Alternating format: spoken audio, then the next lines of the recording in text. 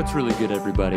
This is Nathan Albach, and welcome to the podcast where we get into people's stories and go down a bunch of rabbit holes about what's really good in the world. So, a couple quick announcements before we jump in here. The podcast has been going just tremendous lately. It grows every month, and I really seriously appreciate all of you who come back to listen. I know there are literally millions of podcasts to choose from out there, and it means a lot that you take the time out of your day for this one to hear my goofy ass just pontificating about random stuff with guests who are usually much cooler and much smarter than me. So, really means a lot.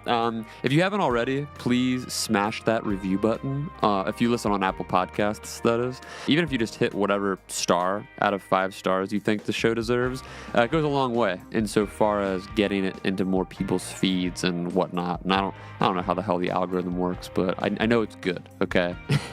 Now, for today's episode, I had the pleasure of speaking with Erik Martin, who you may recognize as username hueypriest from Reddit. Erik joined Reddit as a community manager in 2008, then became the general manager, overseeing the many communities and marketing and advertising and a ton more that we get into throughout the episode, and he left the company in 2014. He was also named a top 50 innovator by Adweek and one of the world's most influential people by Time magazine, which was in large part pushed by the Reddit community itself. And I also learned that he was a documentary filmmaker, so super cool. He's worked with a bunch of different companies and done a bunch of other projects that we didn't have time to get into because most of our conversation was based around Reddit specifically. We spent some time in the beginning going over how he got into the platform and what it was like in the early days of development. Then we spent the bulk of our time going over the different free speech issues that people have on Reddit specifically and the internet at large right now, where we see some legitimate issues of censorship that are a real problem, then other situations where people are using free speech as like a crutch to be assholes or a weapon for a political agenda, then the bulk of the issues, which I think fall into this really gray area where no one's entirely sure what the best solution is, and we're kind of just like wading through.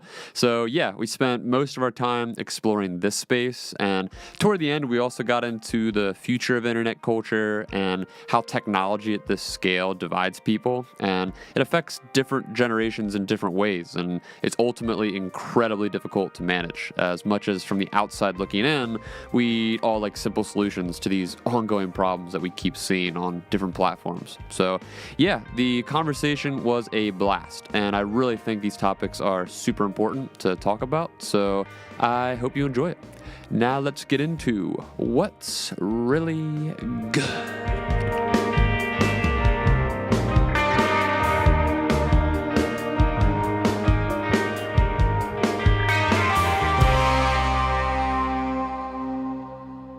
Erik, thanks for coming on the podcast.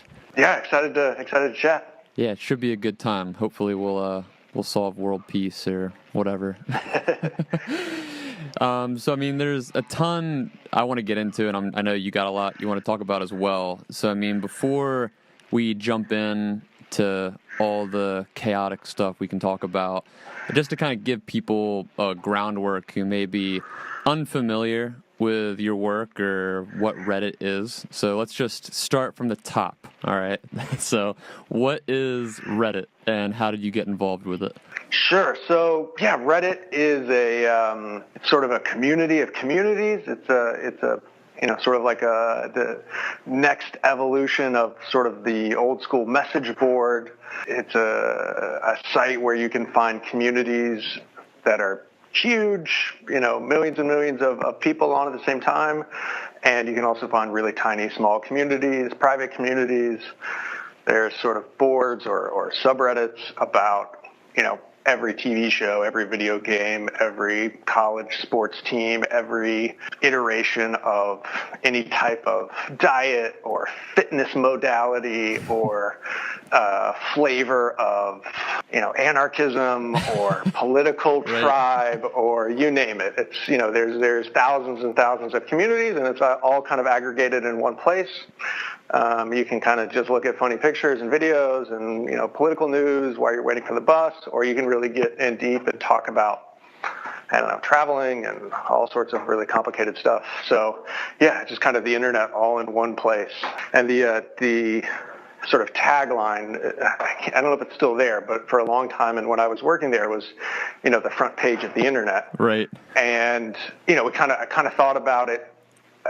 It was sort of a joke, a little bit like, making this claim that we're the front page, like the front page of a newspaper of the internet, was sort of a ridiculous thing to say when the site was sort of getting going. Now, I think they'd have a credible case. Yeah, it makes a little more sense. I don't know. I kind of always thought of it as like the front end of the internet. Right. It's sort of your entry point into the internet, because the whole sort of goal of Reddit, especially at the beginning, was to take you elsewhere. It was to, it was links to, other sites, videos, images, places on the internet, or communities inside Reddit. So that's kind of how I think about it, sort of the front end or the starting point for the internet in all its glory. I think that's a pretty fair, detailed description. So, how did you initially get involved with the whole thing? Yeah. So I initially started checking out Reddit when it was one of the first Y Combinator startups back in 2005. At the time I was living in North Carolina, where I'm from, and I was a aspiring documentary filmmaker.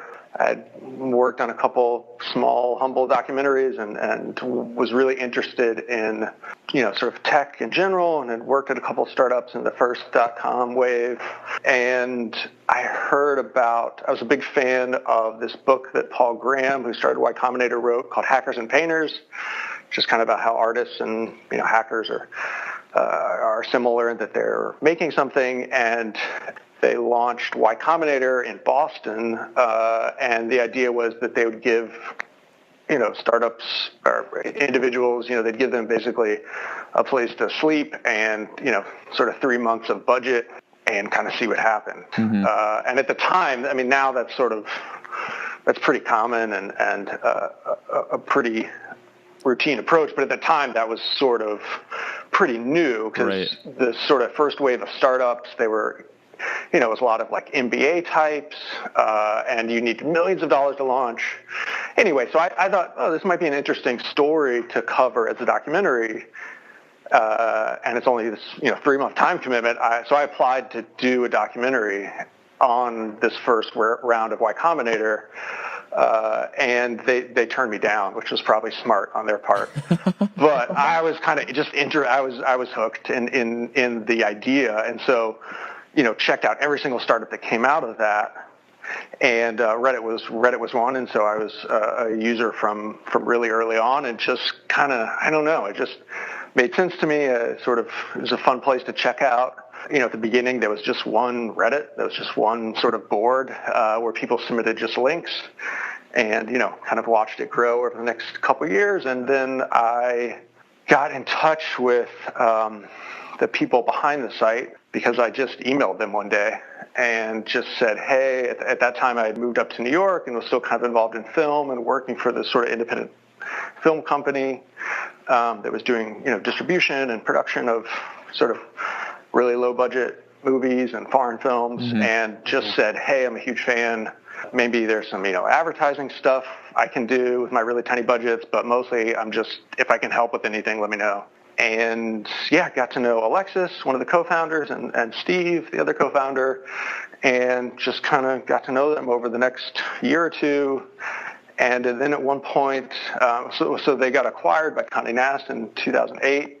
And then not too long after that, in 2006. And then in 2008, I had left my job and was just doing freelance for indie films, and was sort of back in those days, to get a movie trailer onto the sites where people watch movie trailers. So Apple Trailers, Movie Phone, right. Yahoo Movies. This is all sort of pre-YouTube or early YouTube. You had to actually mail somebody a tape, like a HD, high definition digital videotape, or you had to send them a hard drive, or you had to maybe send them a DVD, or maybe FTP. I think some of them had FTP, but basically you had to send someone something.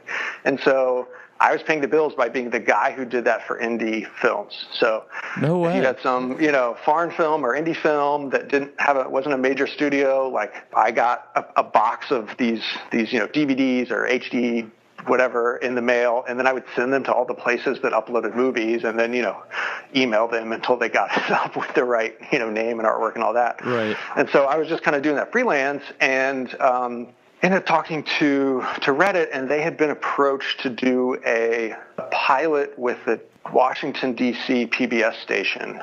I can't remember the call sign, but anyway, the D.C. PBS station. And it would be a weekly sort of news show, current affairs, and Reddit would sort of be the internet hook. And sort of internet gimmick. And they were shooting a pilot over the summer, and they had a bunch of really interesting people working on it, and Reddit needed somebody to sort of represent them and be their producer as part of the team. And I think they called me up. I think I was the only person who had anything remotely resembling sort of production experience that they knew Reddit, which wasn't probably saying much. But so I went down to DC basically for a summer and worked on that. And the pilot was a disaster.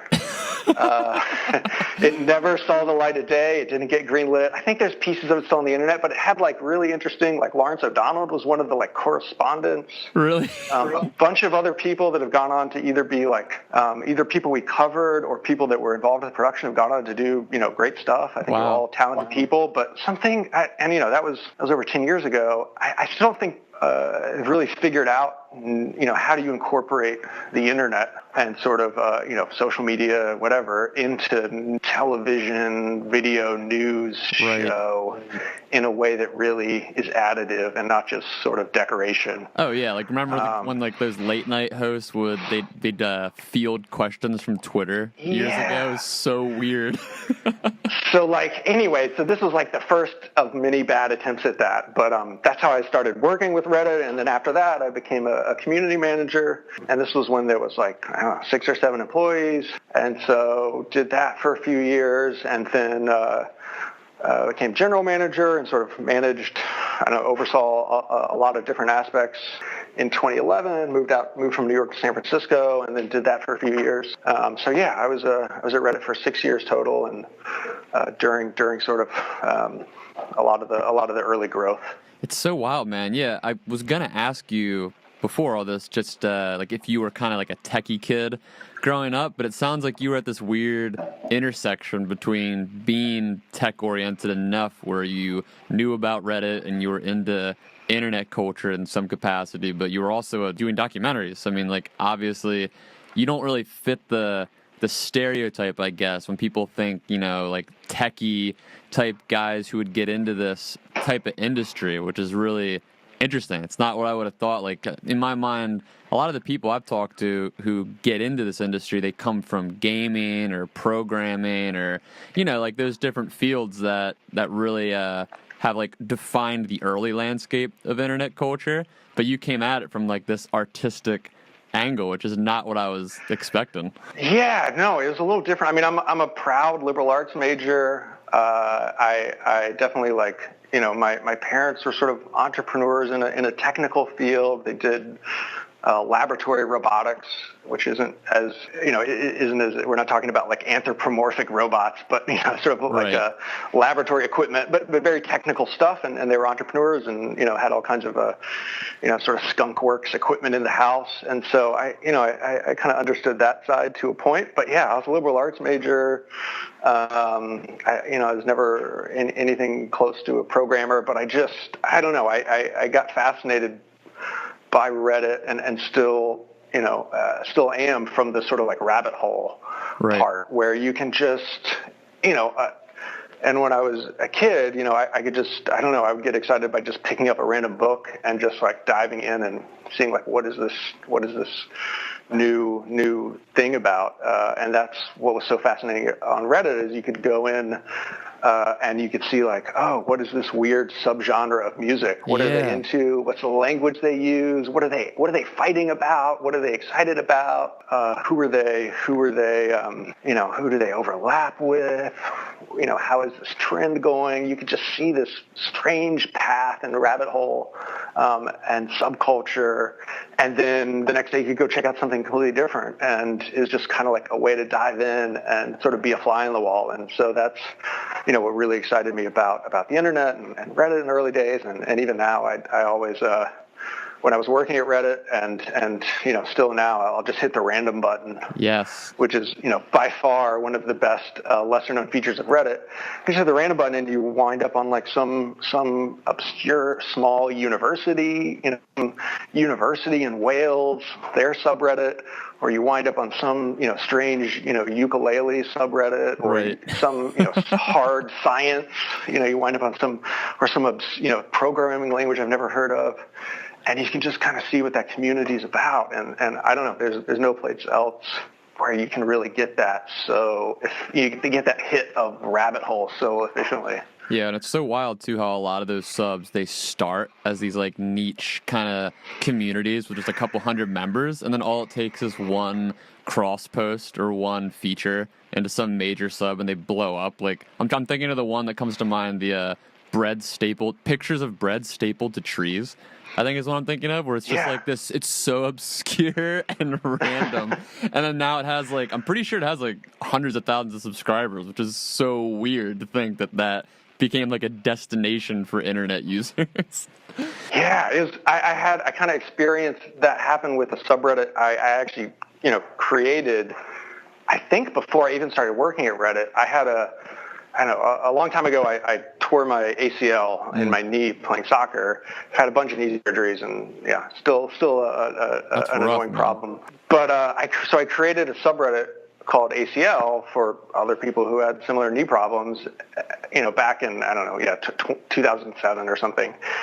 And I kind of forgot about it because it didn't get any traffic, and occasionally someone would come in and they'd get really upset it wasn't for Austin City Limits or Austin City Lights, whatever that big music festival is.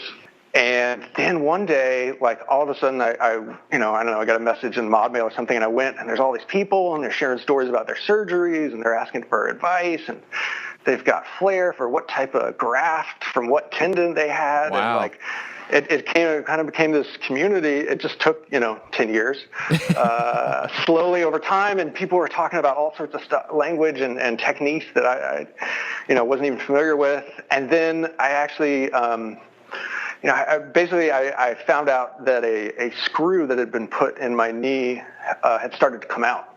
Wow. And I went on the subreddit and I described what was happening, and someone replied and said, like, oh my God, I had the same thing. And they started sharing pictures, and it basically helped me. And I took it and showed it to my doctor, and like it helped, the only point of data, but it like sort of helped my doctor and I sort of figure out what was going on with my knee. Yeah, that's so crazy. And it was so cool, too, that this was a subreddit that I created and then totally forgot about it for like a decade. But just slowly over time, kind of piece by piece, other people, and I had sort of added a brick here and a brick to the community. And now it became like a place where, like, actually, if you know someone who has an ACL problem, like, I would recommend they go there and poke around and ask questions, because it's pretty cool little tiny niche community. So that's so cool, man. So, like, when you first came on board, was Reddit like a well-oiled machine at that point, or when you came on, did you have to start to develop a lot of the internal, like, management processes along the way? Yeah, I mean, I don't think Reddit has ever been a well-oiled machine. Just kind of fumbling along. Except that, like, well-oiled isn't the right metaphor, but it's always so many users doing. Being creative and doing, putting in, hours and energy into this very simple but very flexible platform that has sort of figured out any of the problems or help it grow.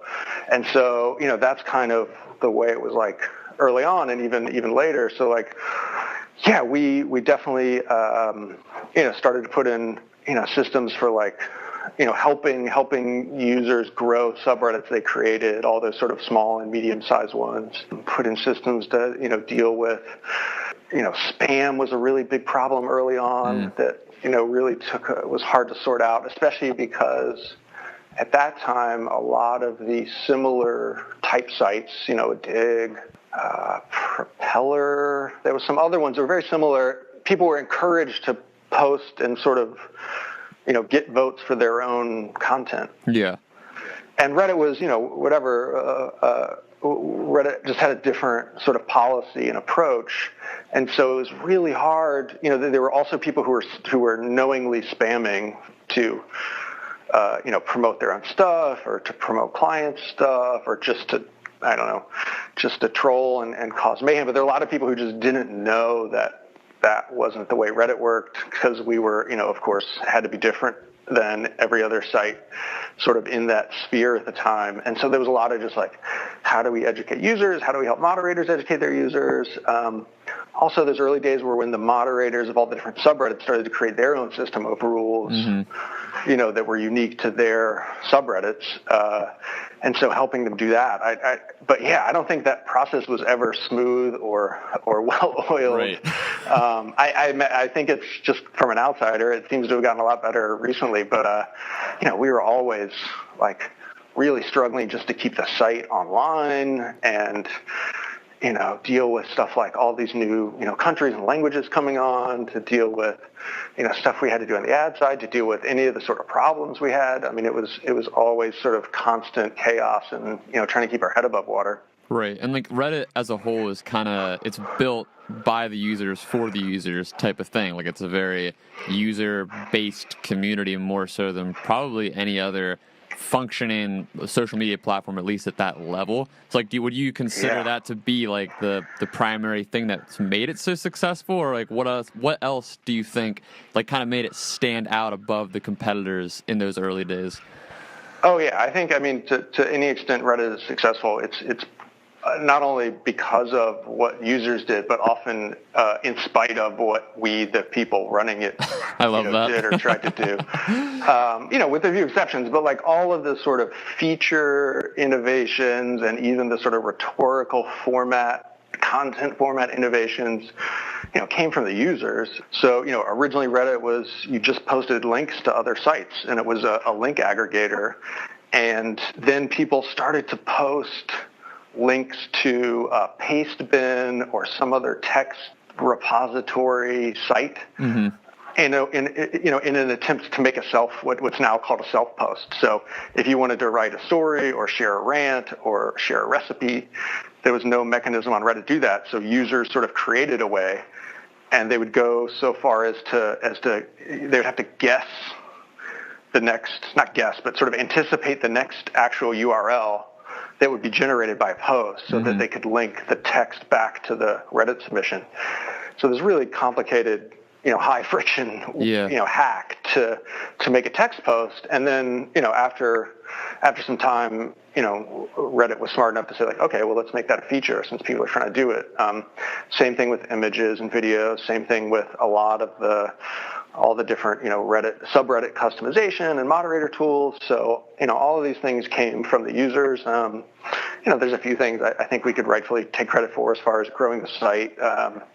We worked really hard to promote and sort of popularize the Ask Me Anything type posts and those subreddits. And we worked hard to promote different subreddits at different times and sort of events and meetups and all those sort of things. But, the vast majority of sort of growth and energy came from the users. And, we, Steve Huffman, one of the co-founders, had this saying that basically make the users do the hard part. And so we kind of always thought about anything through that, whether it was, dealing with spam or figuring out what subreddits should, be shown in certain instances, or how do we deal with, how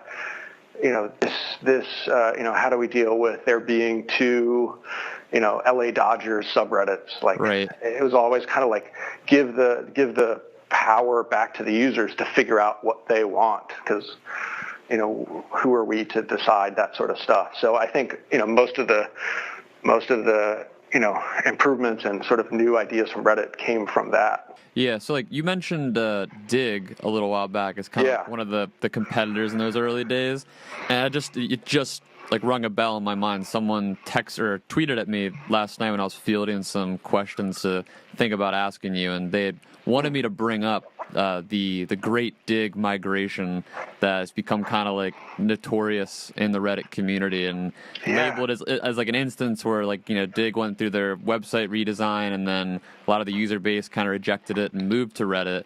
But from what I've read and understood over those years was that it wasn't as big as some people thought. Like, as far as my understanding was that Reddit was already kind of taking over that space and growing at like a good rate, and then you had like an influx of users come in, but it didn't like completely change the game. Like, Reddit was kind of already on its way up at that point. But I don't know, like I'm interested to know from your perspective like what the influx was like after that, and kind of set the record straight there.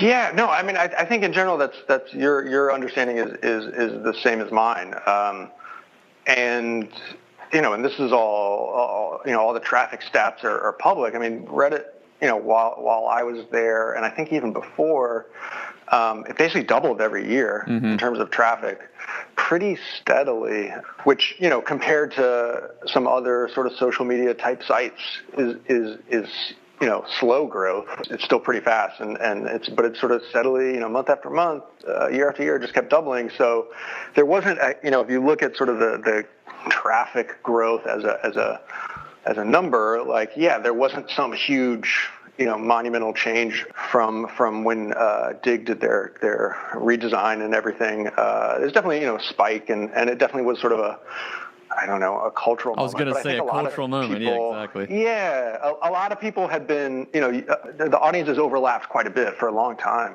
So I think, overall it definitely helped us.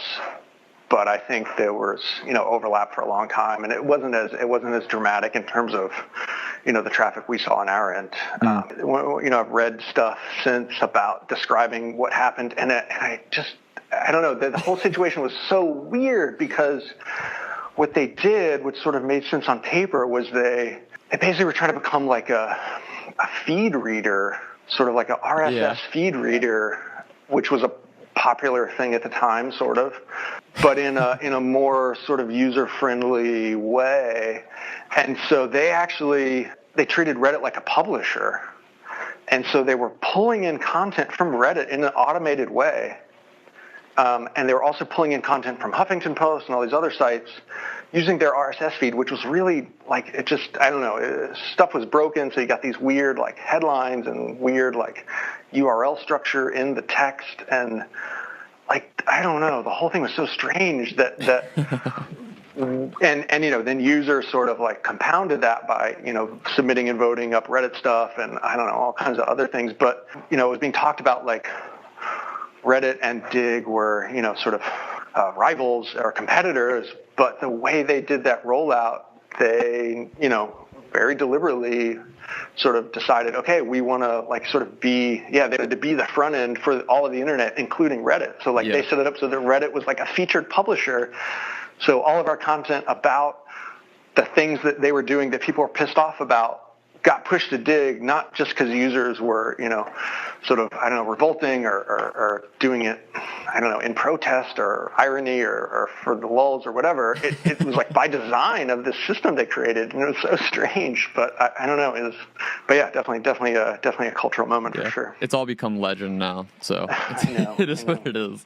But okay, at this point, I want to jump into some of the deeper waters here, and I feel like this is where we could spend a good bulk of the time, because I think for something most people wonder about when it comes to Reddit and sites like it is what the internal structure looks like when it comes to content moderation at all levels. Sure. So like Twitter's been in hot water over this in recent years, just with, as everything kind of gets more politicized, and you've got the whole like Twitter is verifying Nazis, and you've had a ton of incidents where it's like from the outside looking in, people are looking at these sites like, okay, what should we allow, what shouldn't we allow? So From your perspective, like, how did or does the company decide what content would be appropriate for a given sub? Well, one, I'm really glad figuring that out is not my job anymore. I bet. I can't imagine the harassment you went through. To do that. No, and it's hard. I mean, so a few things. One, like, back to this whole idea of, like, let the users decide or make the users do the hard part. I think the whole, again, for good or bad, like, the whole idea of Reddit and similar sites was that it would be, democratized, or whatever flavor of that. But that the sort of, and at the time, in the sort of early social media days, that was in contrast to whatever, newspaper editors and other editors deciding what made the front page. So there's this idea of, okay, the users will decide it. And obviously that breaks down in all sorts of complicated and horrible ways. But the site was created by the founders and also the early users with this idea of, individuals shouldn't be making those type of decisions about what belongs on the front page or not. And I think that, like, earliest Reddit T-shirts had they said "freedom from the press" on it, and this idea of, like,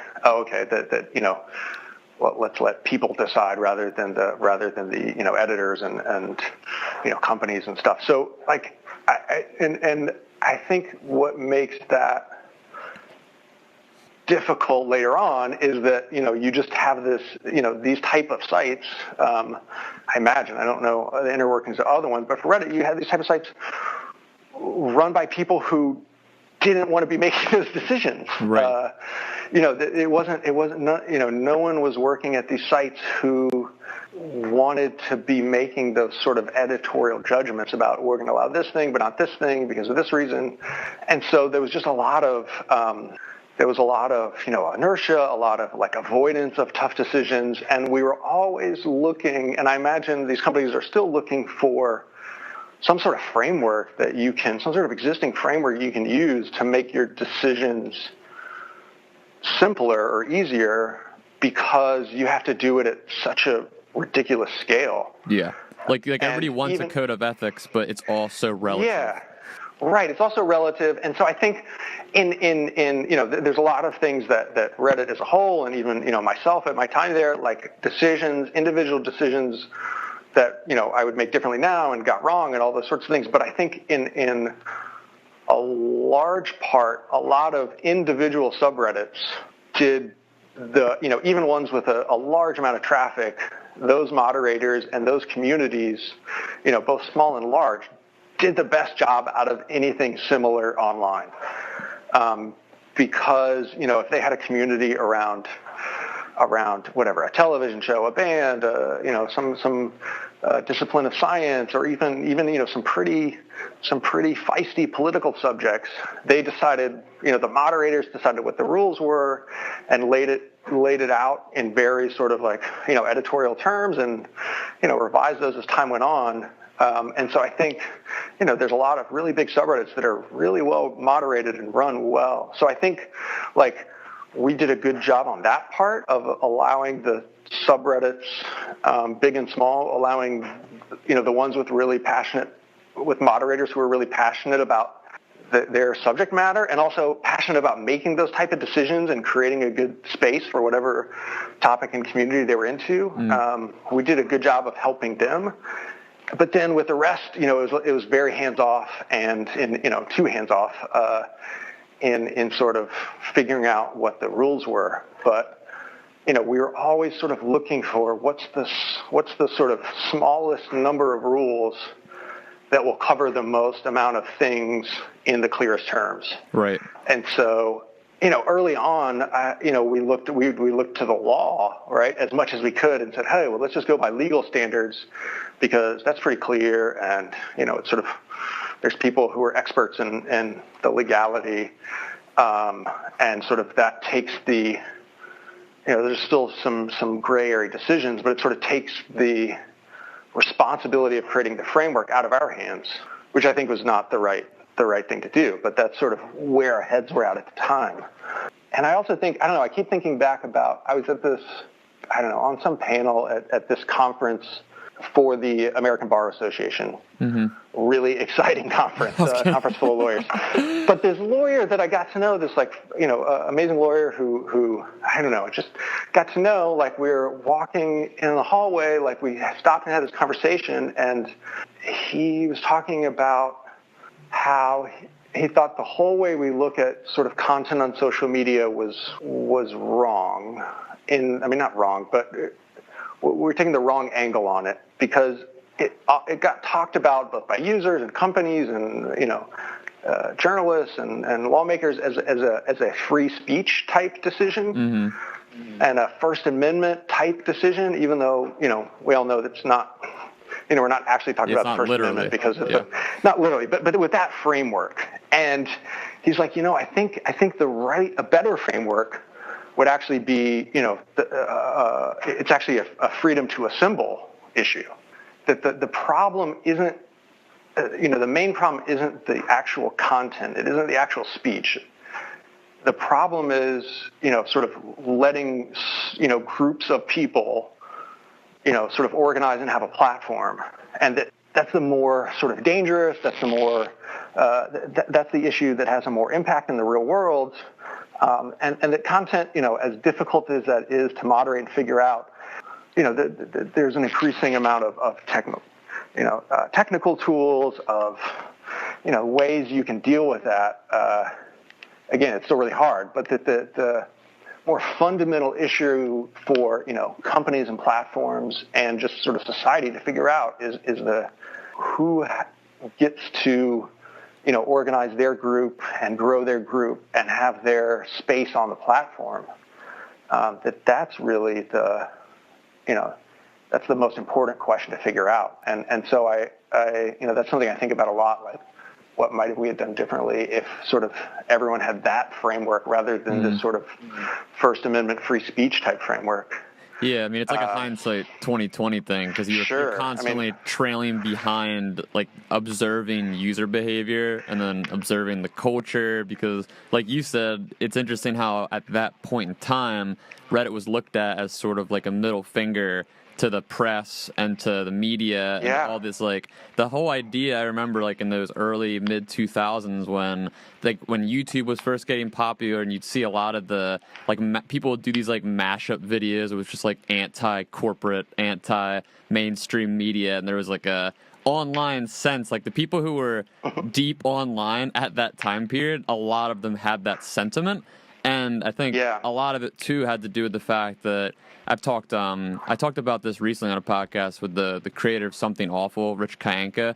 He was talking about how like the barrier to entry of the internet, it was still somewhat there in like those years. And then at some point around like 2009, 2010, 2011, like depending on where you were, that barrier just disappeared.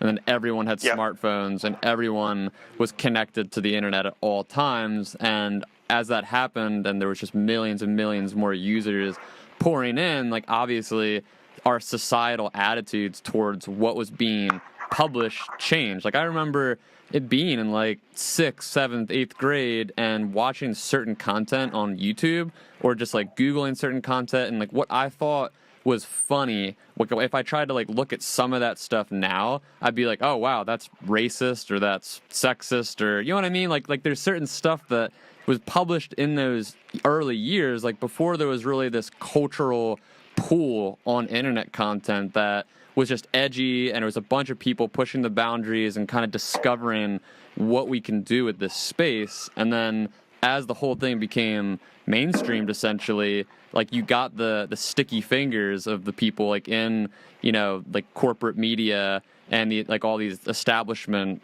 press pieces where they're now reporting on places like Reddit, and they're kind of like inserting their cordial status quo type biases onto what people are producing, and then it becomes this back and forth culture war between your like extremely online bunches who are holding on tightly to their quote unquote freedom of speech, like their ability to kind of say or do whatever they want online, and then also having to adjust to just polite society where we know we can say certain things, but if we want to be part of polite society, we just don't say or do them. So it became this like really weird situation because the way you're talking about it now, it's like, yeah, hindsight 2020, there's a bunch of stuff I'm sure you could have done, but at that time, it's like when you're trying to build an authentic, organic community that's led by the users, like how are you supposed to get ahead of that ball when you're essentially trailing behind, trying to observe and learn along the way, Yeah, totally. And just the scale and the speed just so fast. Again, it's doubling every year. So it just gets so fast, and just, now you're, especially when you start getting into countries beyond those you sort of understand because you live there and grew up there. And even then, like, you may not totally understand very well, but like you're dealing with, places and parts of the world where, no one working there has any idea. And so you're doing the best you can, and you're hearing stuff through moderators that you're not sure exactly, what perspective or agenda they're coming from, or who the hell knows. The scale just gets unworkable.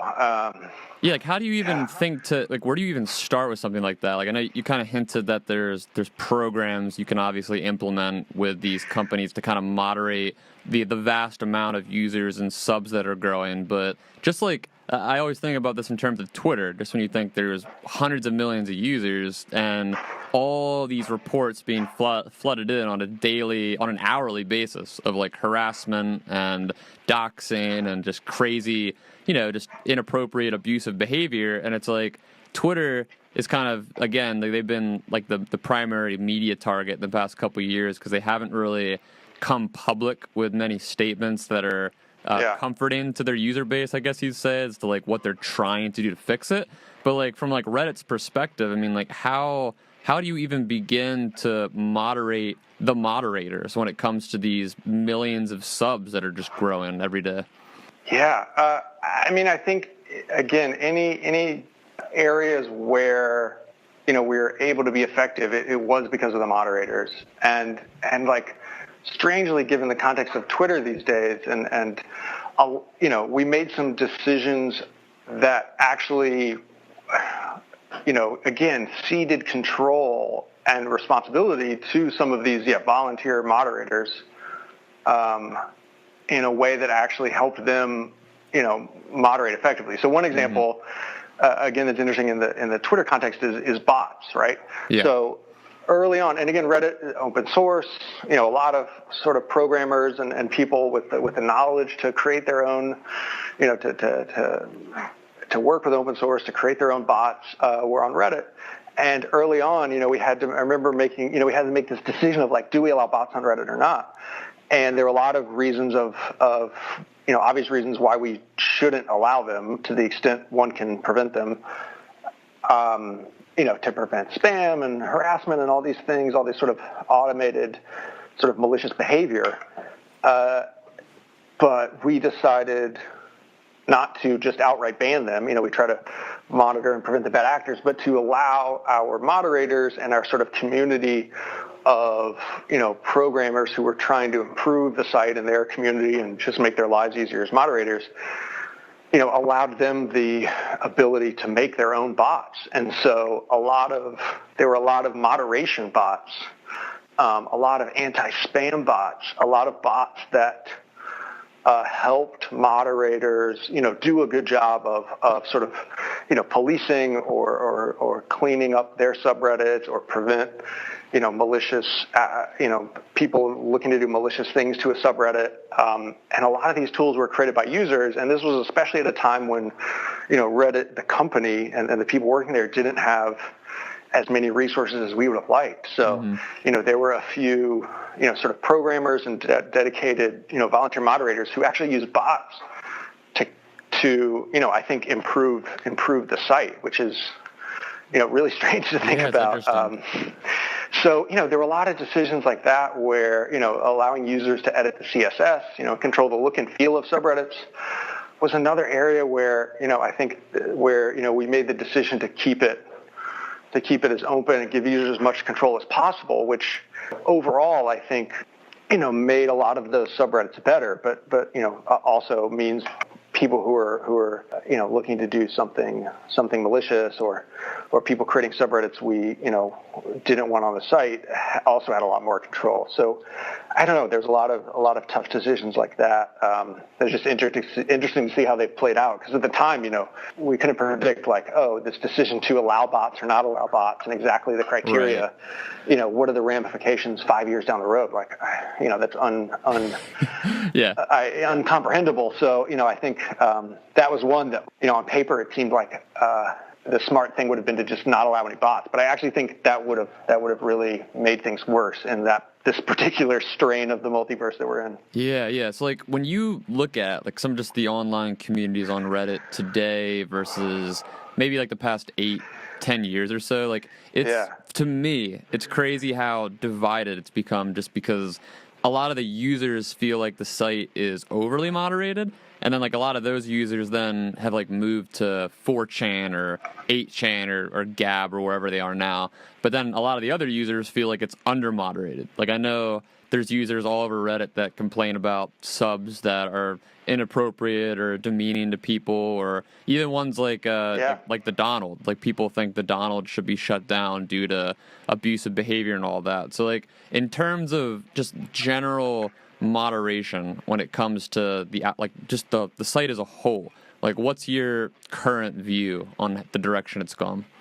I think it's probably still under moderated in broad terms. I think they're also, if users and the admins and moderators had sort of, the more sort of granular controls, the more tools to be sort of creative and flexible within the framework of Reddit as a whole they have, then I think the better they can deal with any sort of issues or new problems that arise when some of these unforeseeable types of communities or types of groups organized on the site. Mm-hmm. I think that more control in the hands of the administrators and the volunteer moderators is better. But I don't know.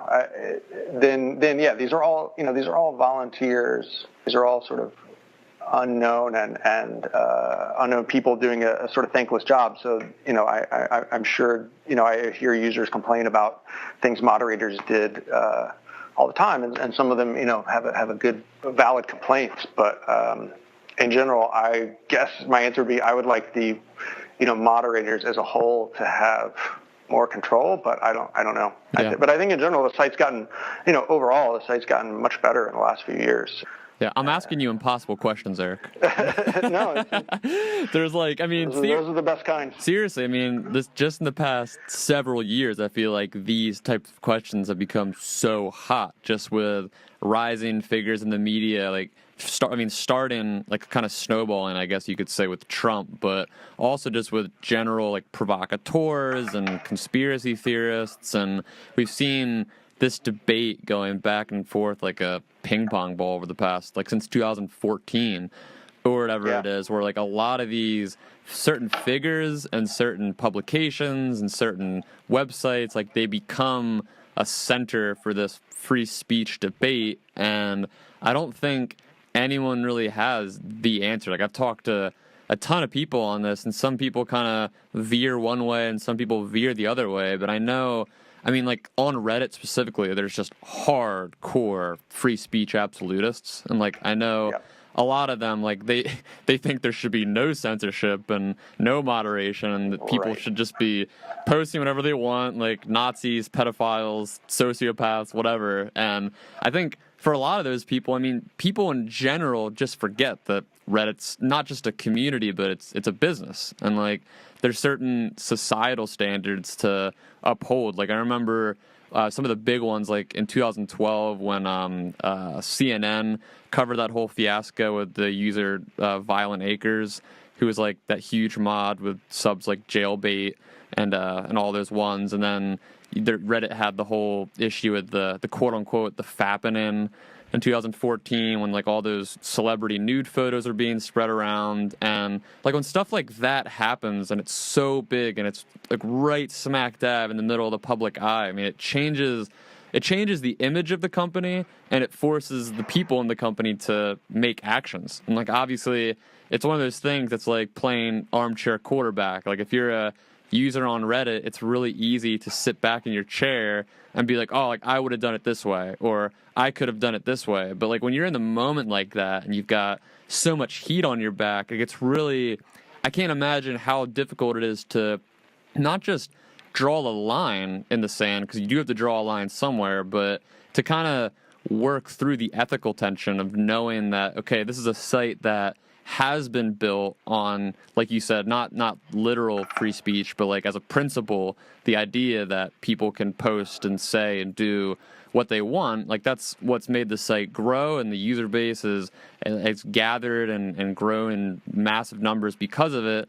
But at the same time, like we've been kind of hinting at, like over the past, especially the past decade, since the internet's become open access to millions and millions and millions of people, the whole landscape has changed so dramatically. So like companies like Reddit or Twitter or Facebook or YouTube or whatever, they have to, in the moment, figure out how they're going to respond to these issues that are in no way, shape, or form as black and white as people want to paint them as much as we want to be like, yeah, like you should definitely ban this group, or you should definitely not be moderating anybody. Like when it comes to actual feet on the ground, figuring this out for the company and just the betterment of the community, it's not an easy thing to do. So I mean, like, how do you, in your perspective, like given all that, I mean, I know it was a lot, big rant, but like how, like, in your mind, I guess, like how do you think social media companies like Reddit should draw that line, and like how do you think to manage that sort of vile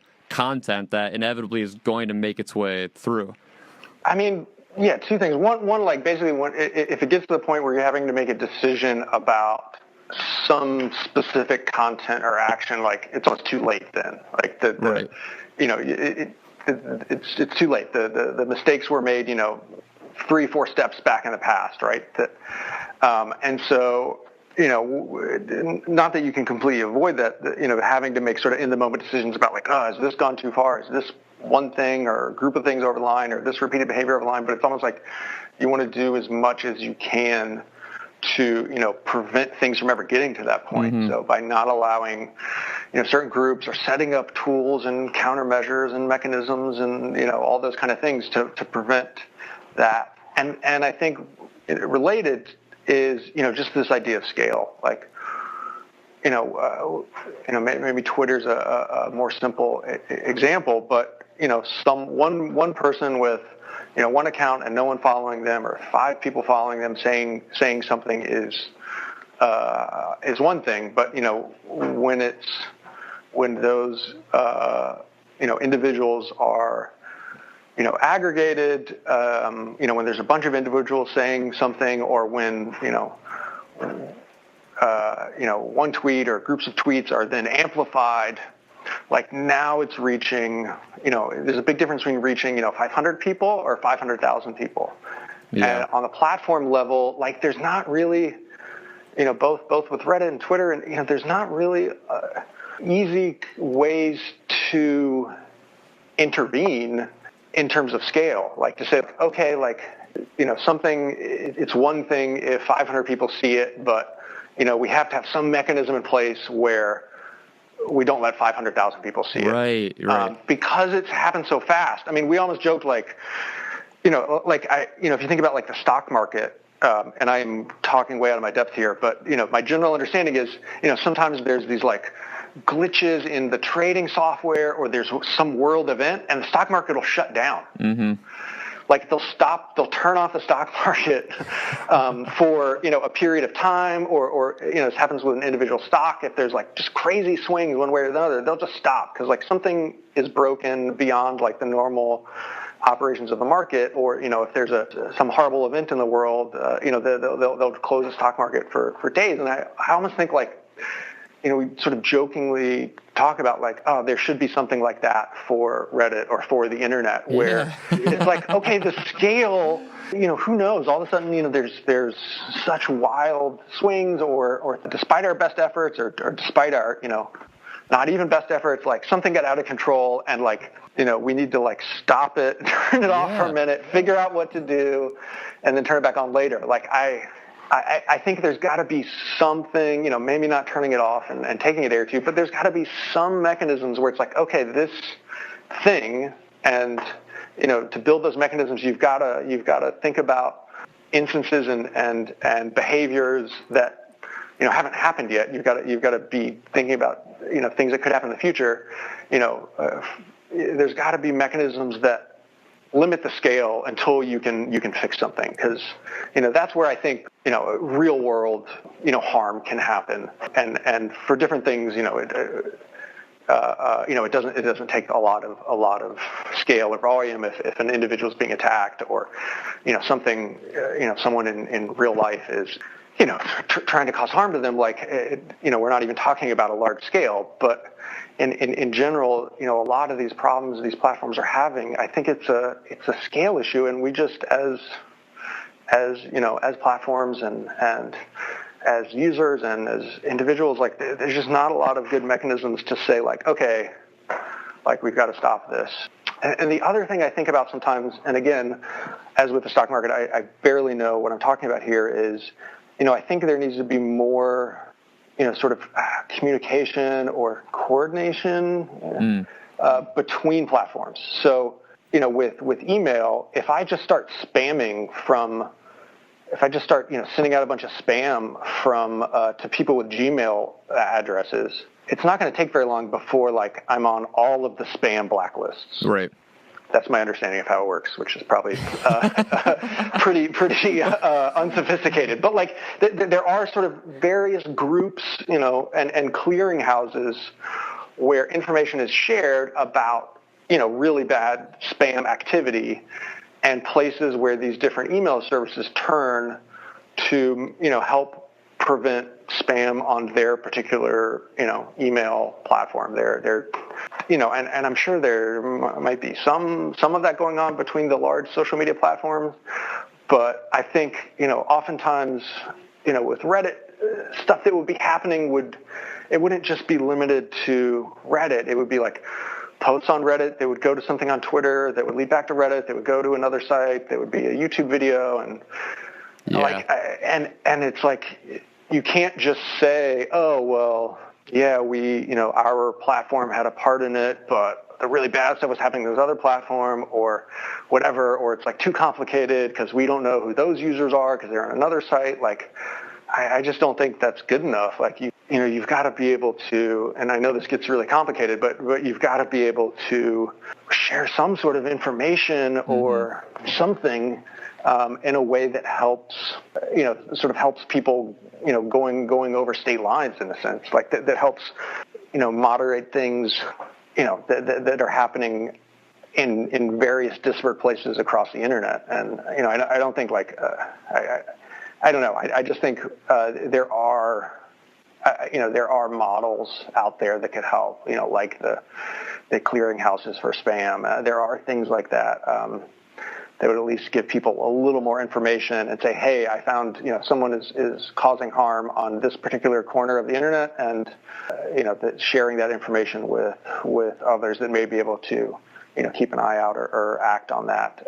in a organized and verifiable way and all that good stuff. Yeah, I think something like that on a micro level would be really helpful, because I think that's the biggest thing. I mean, those are the cracks in the system. I think it's easy to look at the macro level and see all the front page problems, the problems that everyone, it's trending right now and everybody's talking about it. But I definitely agree that it's more those individual cases that are the biggest problem, because it's like a user on any social media platform has such little access to a real human being when they're trying to solve whatever problem that they have. And it gives you this feeling of helplessness that just then perpetuates that that kind of like expands out. So like you feel helpless, and then you talk to your friends about it, and you find out they've tried the same thing and they feel helpless, and then all of a sudden it feels like everyone is just kind of a pawn in the system. And of course, for the deep internet users who are just tech oriented and they've been online for decades, like this isn't as much of a bother to them in a lot of cases because they have like I guess you could say like an easier on-off switch. Like they're usually harder to offend and harder to hurt in a lot of cases because they're so embedded into the culture itself, and it just kind of becomes part of their identity. But like for your average user who's just some schmuck going to work every day and checking their Facebook or their Instagram a couple times, and they're getting harassed, or they don't know exactly how to navigate the platform, or maybe it's someone who just has a Reddit account but only surfs it like once every couple nights, and then they get caught in this cycle and they don't really have any people to talk to or any tools to help work them through it. Like I think those are the vast majority of the quote unquote the normies, like the people that are just kind of living their lives and like they surf the internet, and they're the ones feeling the most helpless. And I think like that's a really helpful perspective to add to this. Like since there already are these mechanisms, like they exist, so it would be helpful if more of these platforms would implement them in ways that people could get access to them. Because I mean, like all of this, like when you blow this up on a macro level, like there's obviously, we're talking about scale here being the number one issue, which I totally agree with and concede. But I mean, there's also something to be said about how people in general, just human beings, love to watch like a flaming train wreck. It's like this whole concept of Donald Trump getting elected. It wasn't just Trump appealing to his base. A large part of it was the reactionary movement around Trump and the kind of outrage he was able to create and dictate in the media, which is something that a lot of people have followed that model, and a lot of predecessors before him have done it. Like Alex Jones has been doing this for decades. At this, I shouldn't say decades. He's in most recent years he's become more and more of a outrage provocateur type, and you have like Milo Yiannopoulos doing this, and it becomes this weird scenario where you have the people that support these guys and the people that hate them or want to deplatform them or whatever, and it's this situation where they know how to press the right buttons to get the media to keep talking about them, so then people keep talking about them and people keep clicking on the articles, and it becomes this sort of self-fulfilling prophecy where it's like Trump tweets and no one can help themselves but to react to it. Like people are jumping on every tweet and tweeting at him.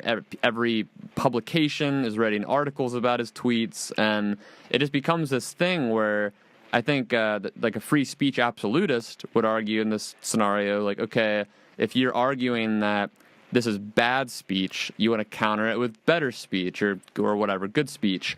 And I think the problem with that is that these specific people at this point, I don't just mean right-wing provocateurs, I mean people all across the spectrum at this point are doing this. And it's people that have learned to game the system, because we know it's a reactionary system we live in, and that just like you or I 10, 15 years ago might have enjoyed, certain crazy content on the internet, it's like people in general, whether they love it or they hate it, it's like you can't look away.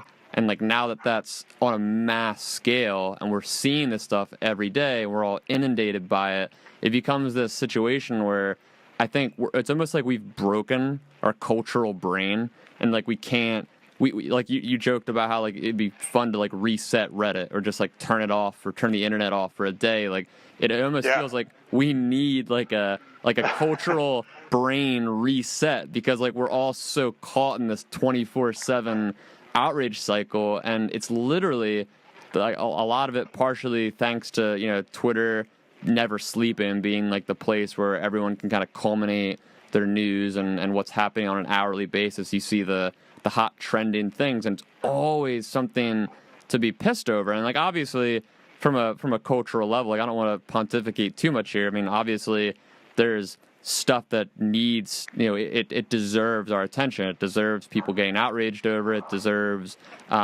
people focusing their energy on to solve these problems. But unfortunately, like that's not what we're seeing in most of these cases. And then when you have these situations like with Reddit, like with I'm trying to think like the situation with Ellen Powell, where it's like the situation with Ellen Powell happens, and this whole just I guess for context for people, did she become the CEO? Was it 2014 or 15, something like that? Of Reddit? Something like that, 15, I think. So she became 14, she was a new 15, CEO of Reddit, and around the time that she came in, there were new policies being implemented about anti-harassment and all that, and that became a whole new fire breed conversation on Reddit where you have people taking sides this is a suppression of free speech, and then people being this is the thing that Reddit has needed for so long, and everybody's clashing. But all I'm saying is she at the helm of that in that moment in time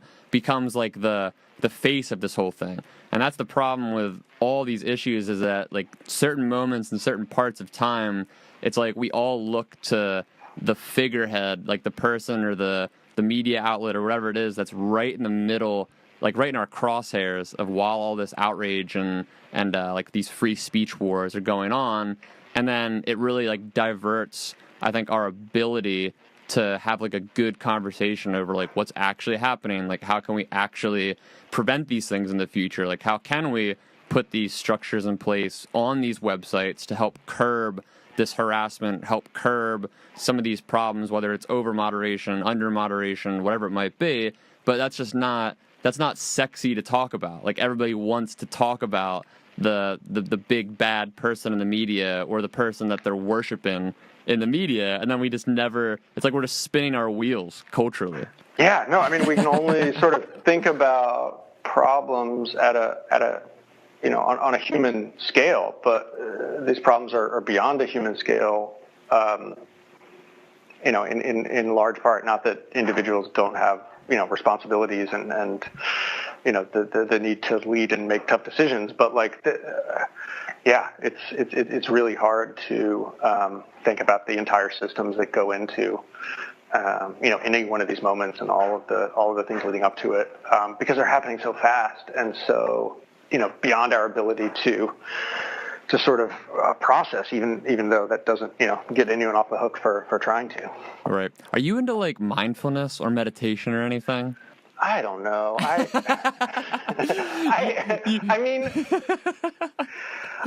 Yeah, sort of. I mean, so here's something I think about a lot.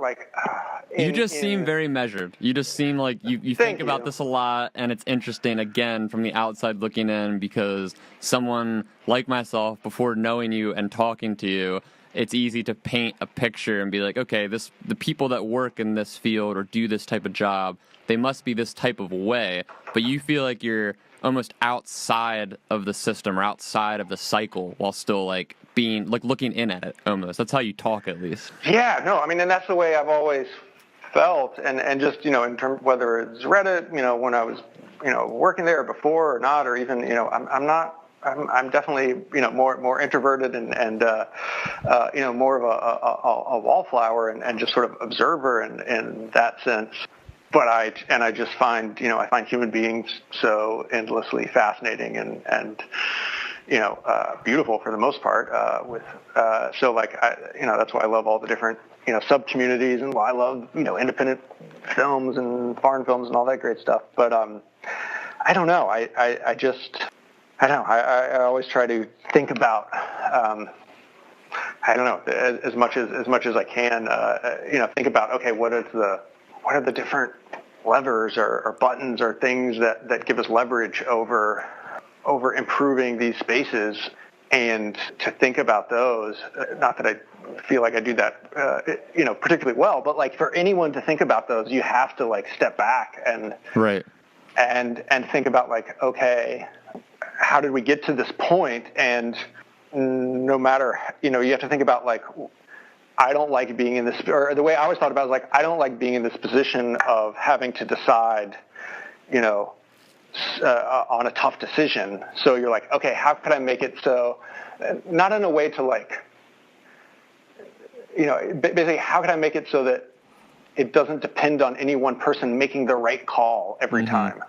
Not that you want to sort of design a system or figure out ways to remove the responsibility of people in any sort of leadership position, but like, how do you prevent things from getting to the point where one person or a small group of people has to make those type of decisions? Right. And I think that's impossible in many ways, but like I think that's where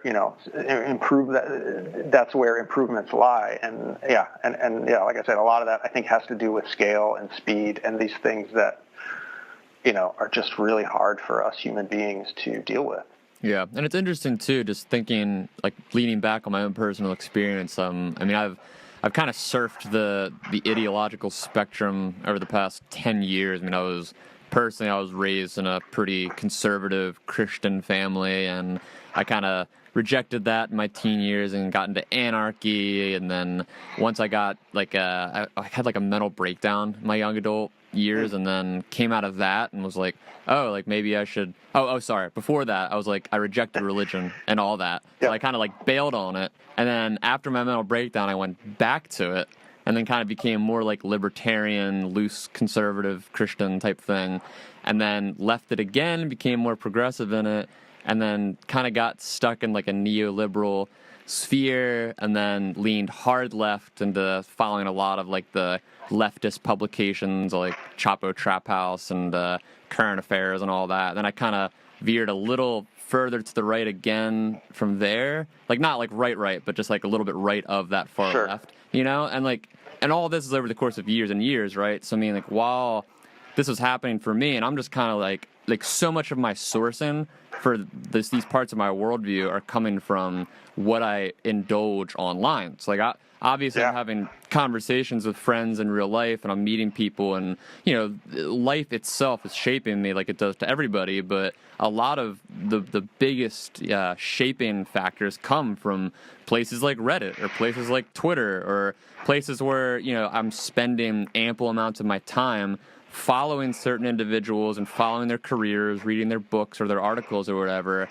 And I found myself in so many instances over those different periods where, I might be one night or 1 week just so like neck deep in a certain subreddit about politics and just reading everything, going through all the comments and all the posts and just like kind of formatting them in my mind. Like sometimes I would copy and paste ones that I really liked or agreed with into like a document, and I'd kind of reword it and figure out how it fit my worldview. And I'd do this forever, right? And then I'd come out the other side from it and be like, what the hell was I doing? Like, I was just so deeply like tied into this one really, really like minute, specific community and all their viewpoints. And it's like, I think that's how a lot of people just navigate the world at this point on social media. Like, we just kind of get caught in our own little bubble where it's like, okay, we're following X amount of people, X amount of subreddits, X amount of news publications, and we love these people and we trust them, and they feed into what we already think. And then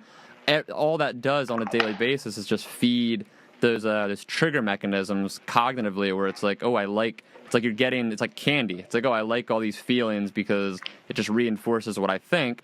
And I think to the point of what you've been saying, like kind of like having to be forced to be on the outside looking in, like you come from a very unique position because your job was literally overseeing a lot of these online communities, and I'm sure that's forced you to observe a lot of different perspectives. So like, over the years of you doing this, like how has it personally shaped you, and how have you come out the other side as a person from observing all these people in their little niche communities?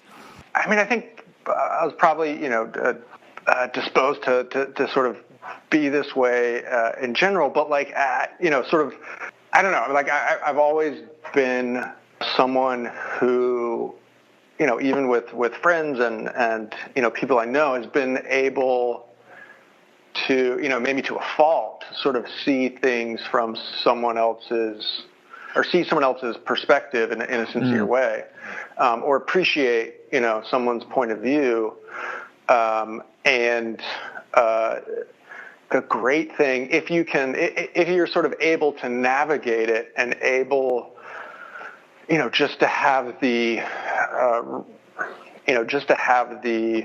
I don't know, some level of fluency with how these, chaotic internet worlds work.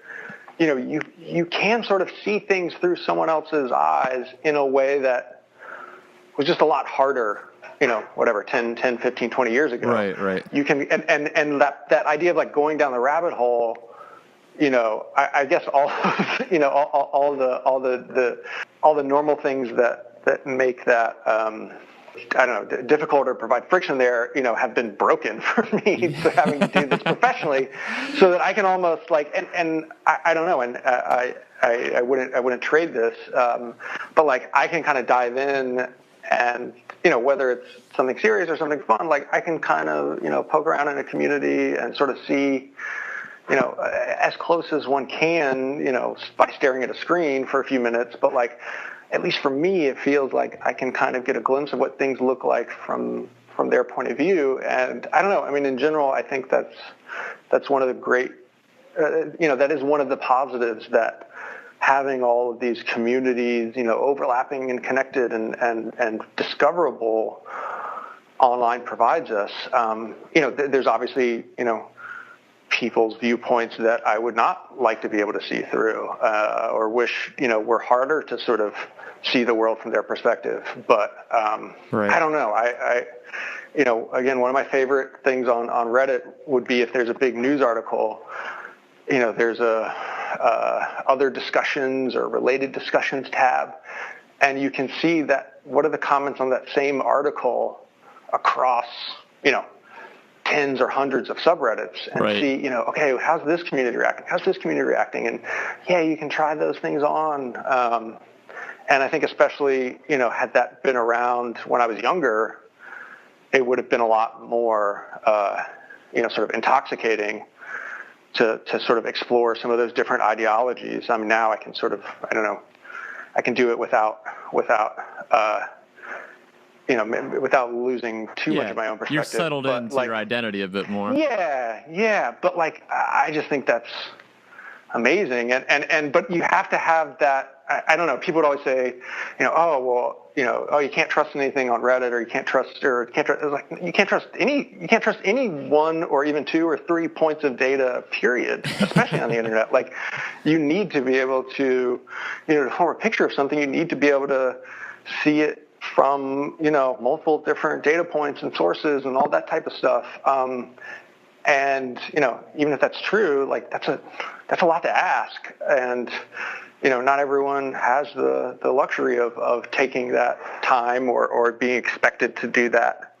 And not everyone has the sort of, has spent the hours and hours and reps dealing with the internet to be able to sort of make those judgments and say like, oh, this kind of looks like, I'm not going to totally trust it, but this looks somewhat more reliable, and then I'm going to add it to this thing, or this kind of something about this is wrong, so I'm going to be a little more skeptical. And, kind of forming those pictures, like, I don't know.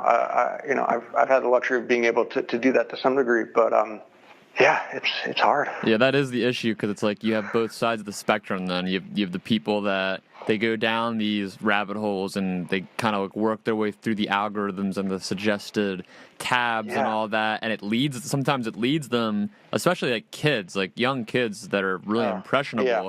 It can lead them down this just terrible ideological path nowadays, because there are so many of these kind of like gateway channels, and even just like it's weird how even just saying that is controversial. Like I don't understand why, because I feel like I can say it honestly, like from where my views stand right now. I understand where the gateways are to it because I went through them. So it's like I don't get why certain people get really. I guess I do get it. I mean, like obviously there's a lot of like bad associations people create today. Like if you're on the right, your bad associations are on the left are like, I don't know, like Antifa and communism and all that. And then if you're on the left, your bad associations are like the alt-right and fascists and neo-Nazis. So like you have your kind of like your situation on the opposing end of the aisle that you know is of bad news from where you're standing if someone kind of were to creep down that hole and wind up in a bad place.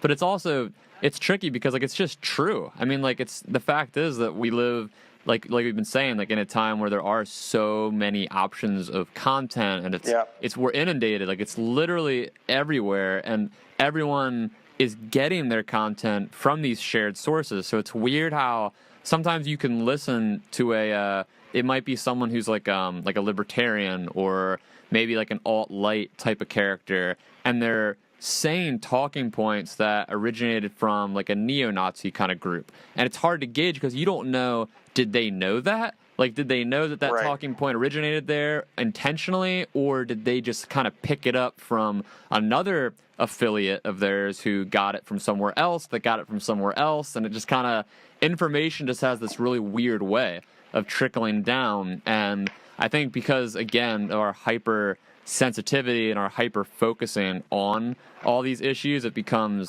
extra toxic to even kind of figure out like where people should go in terms of their information and what are the best channels and the worst channels, because everyone has very, very strong opinions. Like there's people on the left who would say, like, I'm trying to think, like there's people on the left that would say a certain liberal journalists are like gateways to the alt-right. Like a lot of people on the left would say like Bill Maher is a gateway to the alt-right. But if you're on the right and you're looking at Bill Maher, you're like, oh, well, he's a leftist. So like it's hard to even gauge like our perspectives because everyone is so tightly tied in to their specific niche online community that our entire ability to gauge the broader political spectrum, it just gets harder and harder. Because like you kind of hinted at this earlier when you were mentioning how like you can go into all these like hundreds and hundreds of different really niche political subs. Like if you're going into like leftism, there's ones for like Maoism and anarcho-communism and anarcho-syndicalism, and there's all these different like just niche communities. And I think it's like you said, I mean, it's a really great thing if you're able to be an observer from the outside and you're kind of just like piecing together your worldview and trying to see the world through someone else's eyes, that type of thing. But I definitely think it's troubling for the broader public at this point in history, because we are at a point where kids they have access to the internet at like age 8, you know, and like they're kind of just surfing the web and figuring things out, and they're ended up on a lot of these really poor and racist and just bad channels that are feeding them information, and then that becomes this like intrinsic part of their psychological worldview at that really, really young developmental age. And like that is like to me, like when I think about like the way internet culture is developing, like forget about people like me and you, like we're past the mark, like we're old people at this point. Like it's crazy to think that kids today that are growing up on Reddit or YouTube or wherever, and like how, like I guess here I just ranted about all that, so like let me frame it this way to you, and you can throw on any thoughts at the end here. But also I'd love to get your thoughts on just how do you see any solutions insofar as kind of curbing a lot of these more dangerous or just bad ideologies, insofar as like how kids are able to just access? Or do you think it's all because we've already kind of like built this entire thing on free speech, open platforms, you know, everything's out there? Do you think it's kind of just like cat's out of the bag? What can we possibly do? Yeah. So I mean, yeah, in general, I mean, it's I don't know. I mean, for myself, like I can appreciate both that, like, oh yeah, I love being able to see this particular, you know, incident or thing in the news through, you know, all these different perspectives, but also realize like I don't think that would be healthy for me if I was 16 or 14 or whatever. Yeah. But you know, I just, you know, I can handle it better, you know, maybe not even all that well now. I don't know. I mean, I think in you know, being able, I don't know. I mean, I think the cat is out of the bag in the sense that, you know, the you know, kids, younger generations, like they have to get more, they have to be able to analyze and think about and be super literate about these different, you know, layers of content and the perspectives and all of those things and these platforms themselves and the way they encourage certain behaviors and I don't know and just the potential appeal of the more extreme views and the ability to seek out nuance and things like that just through experience and education and from both their circle of people and also people in the media and so I think like that has to be where a lot of energy is and I think I don't know and I think the platforms certainly have a responsibility as well. I don't know on a individual decision by decision what that should look like, but I think again I think the defaults matter a lot, whatever the defaults are, and if you're a user and you really want to find something, then there's some stuff that's okay if it's sought out, and then there's other stuff that is not appropriate for just being casually exposed to when you're not realizing you're seeking out something, you're not realizing what you're looking at is extreme or what you're looking at is even controversial or debunked or whatever. So that the context. But yeah, I don't know. Again, I'm glad I'm not making those type of decisions anymore in a professional sense. You. Like, I mean, I saw Pinterest, sort of changed the results when you search for, I don't know, stuff related to anti-vax and things like that. And I was like, good, that's great. Like, yeah. I think that makes sense. But, also like, man, I would not be, having to make that, I would not want to have to make that next decision or I don't know, like I guess someone has to make that decision, and I don't know. Maybe it's better that Pinterest does than the government or than the companies that are providing the internet or the self. Again, like this is all so new and powerful. These communication channels that there's a lot of tough decisions about. Not just on an individual basis, do we allow, this type of content, that type of content, but like, how do we let people organize? How do we, who do we let have a platform? Right. What reach do we let, just one person with a cell phone or a YouTube channel, what reach do we let them have? Like, who gets to make those decisions? These are all super complicated. But I don't know. I do work with, in the past few years, I've worked a lot with sort of the younger, Gen Z and the younger kids. And I think, I don't know. I think a lot of them who've grown up with social media and man, I'm really glad I didn't grow up with it. But like, I think I don't know. I am as depressing and bleak as some of these things look. Like I do think they're able, in general, and